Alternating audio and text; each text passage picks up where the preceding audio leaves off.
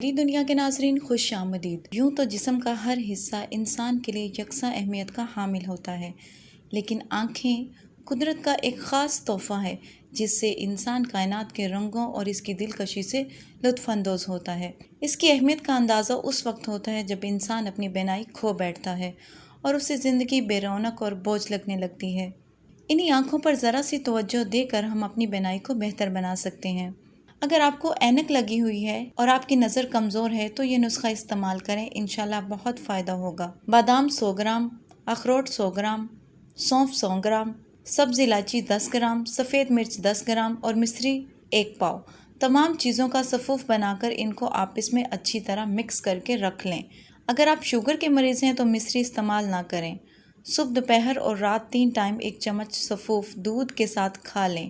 خالی پیٹ کھائیں اور کھانے سے تقریباً 20 منٹ پہلے کھائیں۔ انشاءاللہ نظر کی کمزوری جلد دور ہو جائے گی۔ ایسی مزید معلوماتی ویڈیوز دیکھنے کے لیے میری دنیا کو سبسکرائب اور بیل آئیکن پر کلک ضرور کریں۔